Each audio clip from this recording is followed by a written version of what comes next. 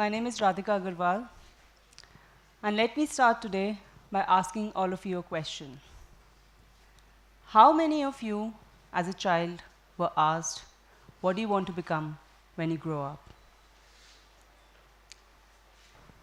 And for how many of you, when you reached your 10th or 11th standard, felt a little anxious when the same question came up again? Maybe in a different form, like which stream are you choosing, which subjects are you opting, or which career path do you want to take? As a child, we are often asked this innocuous question from well meaning adults with the hope to receive some cute replies, like, I want to become an astronaut, a cricketer, a dancer, a painter. But as we grow up, the same question that was once a source of entertainment starts giving us nervousness and anxiety, and might even give you sleepless nights. Our society often expects us to choose one particular career field or one area which might be our true calling. But what about those people who have interest in a lot of fields? I, for one, used to feel very nervous when I was asked this question. Not because I had a lack of interest, but rather because I had too many interests. I did not know what I wanted to become because I wanted to become everything. While growing up, I was not aware that there's a term used for these kind of people who have interest in multifaceted areas. But today, as a major in psychology, I can tell you that these people are called as multipotentialites. Multipotentialites are the people who have interest in diverse areas and have different artistic curiosities and often pursue different career paths and areas. There are many examples of modern day multipotentialites, like Priyanka Chopra, a versatile actress known for her career spanning in India and internationally, also a well known singer, an entrepreneur, a film producer, and a philanthropist. Dr. APJ Abdul Kalam, an aerospace scientist who's also served as the 11th President of India, was a revered author and an inspiring educator. Steve Jobs, who we all know, created and combined knowledge and skills from seemingly unrelated fields of technology, arts, and humanities, and created groundbreaking innovations in that.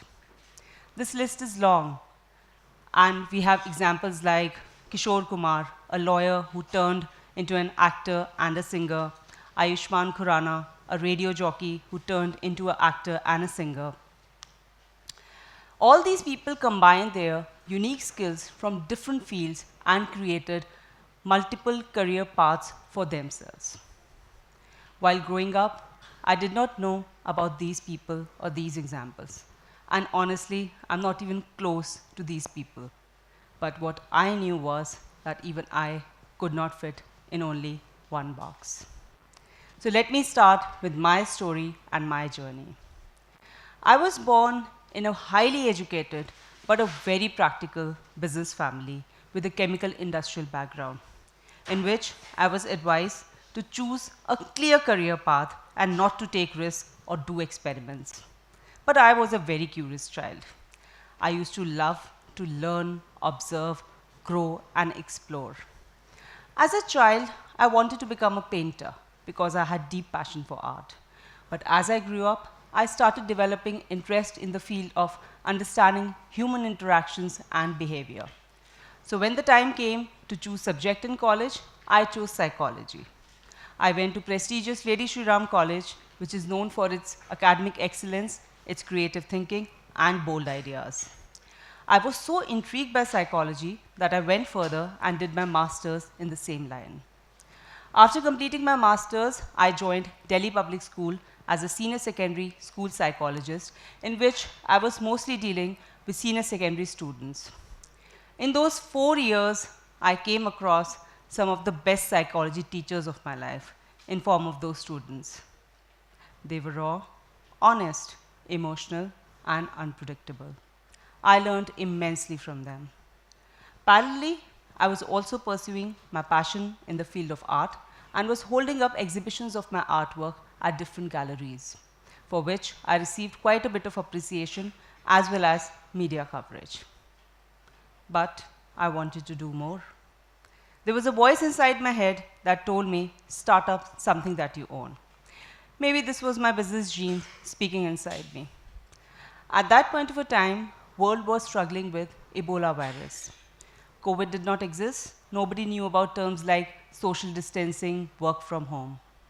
So a new product came into invention in the form of hand sanitizers.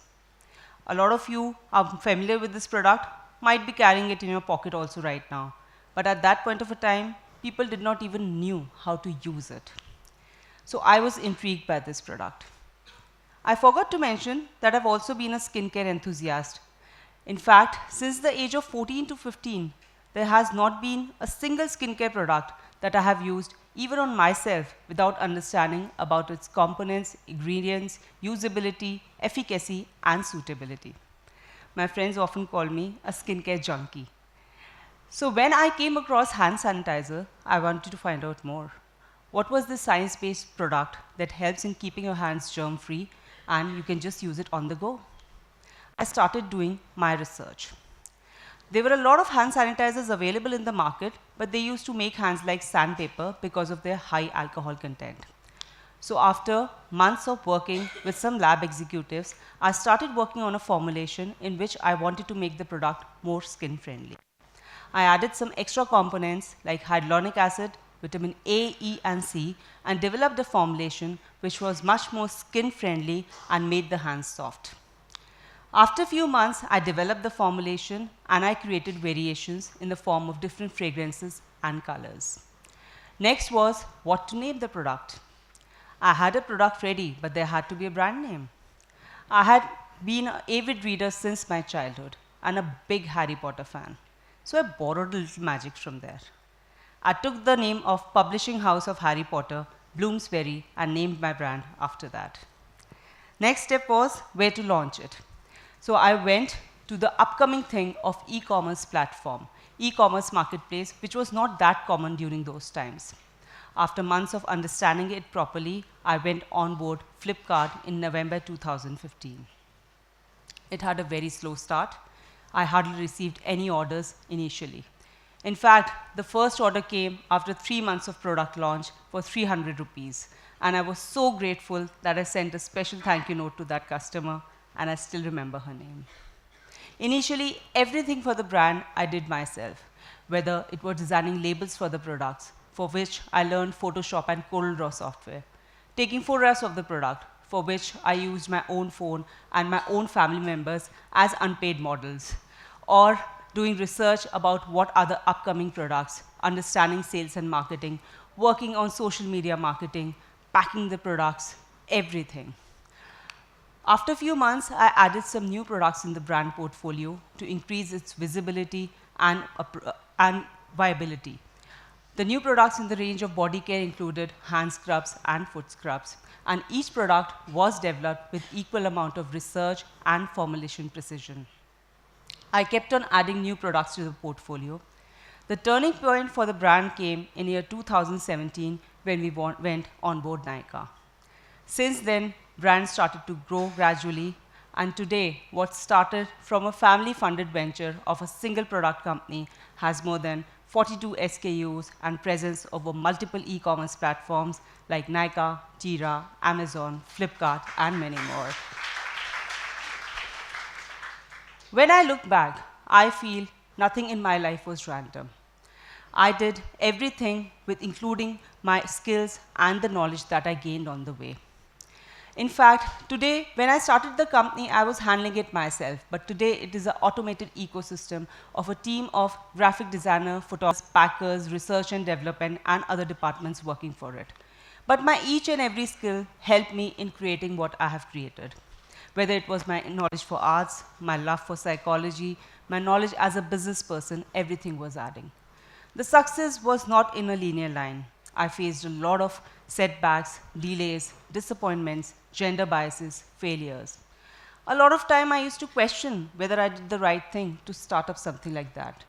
I used to go to my friends and family to ask them whether I did the right thing. After a certain time, they got fed up of answering my questions. So I turned to an ancient deep science called as Vedic astrology.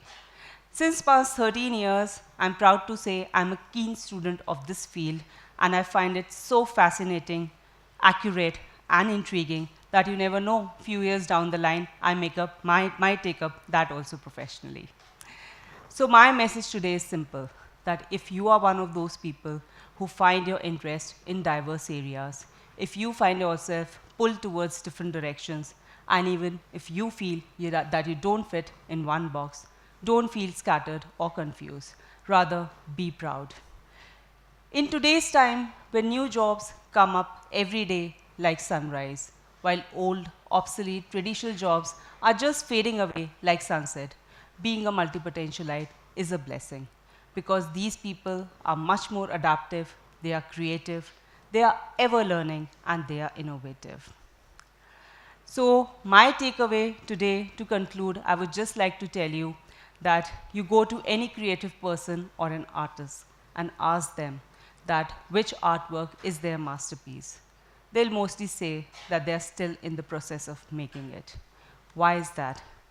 Because for any creative person, every color, every skill, every brushstroke adds up to their experience. So is life. Every new learning, every new skills adds up to your palette. So embrace your colors, embrace your skills, embrace your palette, and be open to be unboxed, and embrace the freedom to be everything that you are. Thank you.